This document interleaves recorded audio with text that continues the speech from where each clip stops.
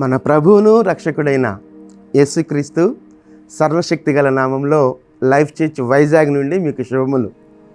మీరంతా క్షేమంగా ఉన్నారని నమ్మి దేవుని స్తుతిస్తూ ఉన్నాను. అలాగే మీ కొరకు నిత్యము ప్రార్థిస్తూ ఉన్నాము. ఈ హోప్ ఫర్ టుడే వాక్య ధ్యానాలు మీకు మీ కుటుంబాలకు ఎంతగానో ఆశీర్వాదకరంగా ఉన్నాయని నమ్మి దేవుని ఎంతగానో స్తుతిస్తూ ఉన్నాను. సామెతల గ్రంథం 18వ అధ్యాయం, సామెతల గ్రంథం 18వ అధ్యాయం 10వ వచనాన్ని నేను చదువుతున్నాను. 10వ వచనం: యెహోవా నామము బలమైన దుర్గము, నీతిమంతుడు అందులోనికి పరుగెత్తి సురక్షితముగా నుండును. యెహోవా నామము బలమైన దుర్గము, నీతిమంతుడు అందులోనికి పరుగెత్తి సురక్షితముగా నుండును. ఈ మాటను మనం గమనించినప్పుడు ఆ ముందు వచనాలను కూడా చూస్తే భక్తిహీనుల గురించి చెప్పబడ్డాయి. భక్తిహీనులు ఎలా ఉంటారు, భక్తిహీనుల పరిస్థితులు ఎలా ఉంటాయి చెప్తున్నాడు. ఇప్పుడు ఈ వచనానికి వచ్చేసరికి నీతిమంతుల గురించి మాట్లాడుతున్నాడు. నీతిమంతునికి ఉన్నటువంటి గొప్ప నిరీక్షణ, గొప్ప ఆశ్రయం, లేకపోతే గొప్ప ఆధారపడగలిగినటువంటి నామం ఏదైనా ఉన్నది అని అంటే అది దేవుని నామం. దేవుని నామం, ఆ నామం ఒక బలమైన దుర్గంగా ఉంది. ఒకవేళ నీతిమంతునికి ఏదైనా ఆపద వచ్చినప్పుడు ఆధారపడదగినటువంటి నామంగా ఆ నామం ఉంది. ఆ నామము నుండి తను పొందుకునేటువంటి భద్రత, ఆ నామంలో తను పొందుకునేటువంటి భద్రత అంతా ఇంత కాదు. అందుకే ఆ మాటను మనం గమనించినప్పుడు నేను మరలా చదువుతున్నాను. యెహోవా నామము బలమైన దుర్గము, నీతిమంతుడు అందులోనికి పరుగెత్తి సురక్షితముగా నుండును. ఎలాంటి ఆపత్కాలమైన పరిస్థితులు వచ్చినప్పటికీ, జీవితాలలో ఎదురవుతున్నటువంటి ఎలాంటి విపత్కరమైన పరిస్థితులు అయినప్పటికీ, నీతిమంతునికి ఉన్నటువంటి గొప్ప ఆధారపడదగినటువంటి నామం ఉంది అని అంటే, ఏదైనా ఉన్నది అని అంటే అది దేవుని నామం. ఆ నామం ఒక దుర్గంగా పోల్చబడింది.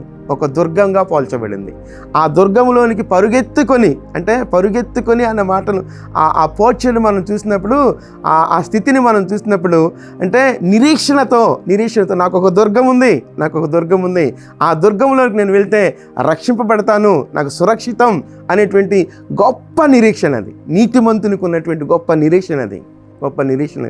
భక్తిహీనులకు అది లేదు. దేవుని ఎరగనటువంటి వారికి అది లేదు. దేవుని ఆలోచన చేత నడిపింపబడినటువంటి వారికి అది లేదు. కాబట్టి నిజమైనటువంటి విశ్వాసపు అనుభవాల్లో మనం కొనసాగుతున్నట్లయితే, ఎలాంటి విపత్కరమైన పరిస్థితులు, అపాయాలు మన చుట్టూ ఉన్నప్పటికీ, అపాయం అన్నప్పుడు ఏదో ఏదో వర్షాలు రావటమో, లేకపోతే సునామీలు రావటమో, లేకపోతే భూకంపాలు రావటమో, ఇలాంటి అపాయాలు మాత్రమే కాదు. మనం ఎదుర్కొంటున్నటువంటి పరిస్థితుల్లో ఏదైనప్పటికీ నిన్ను ఇబ్బందికి గురి చేసేది, నిన్ను నీరసింపచేసేది, లేకపోతే నిన్ను ఎదగనివ్వకుండా చేసేది, ఎలాంటి పరిస్థితులు ఉన్నప్పటికీ, ఆ అపాయం ఏ రూపంలో ఉన్నప్పటికీ, అది వ్యక్తి రూపంలో ఉన్నా, లేకపోతే మరొక రూపంలో ఉన్నా, నీకు ఉన్నటువంటి గొప్ప ధైర్యం ఏంటంటే, నీకు ఒక దుర్గం ఉంది. ఆ దుర్గం దేవుని నామం. ఆ దుర్గంలో నీకు సురక్షితం, క్షేమం ఉంది. దావీదు జీవితంలో మనం చూసినప్పుడు అనేక సందర్భాల్లో ఆయన నా కోట, నా దుర్గము, నా ఆశ్రయము, నమ్ముకొనదగిన నా దేవుడు, అనేక రీతిలుగా ఆయన దేవుని నామాన్ని, దేవుని అనుభవించిన స్థితిని కొనియాడినట్లుగా దావీదును మనం చూస్తూ ఉంటాం. కనుక ఇప్పుడు ఎలాంటి పరిస్థితులు గుండా నీవు వెళ్తున్నావో, ఒకవేళ నువ్వు ఎదుర్కొంటున్నటువంటి పరిస్థితిని బట్టి నీరసించి, ఒకవేళ ఒంటరితనానికి లోనవుతూ, ఇక ఈ జీవితంలో నేను ఒక క్షేమకరమైన పరిస్థితి నాకు ఇక రాబోదేమో అన్నటువంటి ఆలోచనలు ఉంటూ నిస్సహాయ స్థితిలో, ఒకవేళ చతికిలబడిపోయిన పరిస్థితిలో నువ్వు ఉన్నట్లయితే, ఇదిగో నీకు ఒక నిరీక్షణ. నీవు నమ్మిన నీ దేవుడు నీకు దుర్గంగా ఉన్నాడు. పరిగెత్తుకొని దానిలోకి నువ్వు వెళ్ళినప్పుడు నువ్వు సురక్షితంగా ఉంటావు. వేగిరపడి ఆయన నామాన్ని ఆశ్రయించినప్పుడు మనం సురక్షితంగా ఉంటాం. ఆశ కలిగి ఆయన సన్నిధిని ఆశ్రయించినప్పుడు మనం సురక్షితంగా ఉంటాం.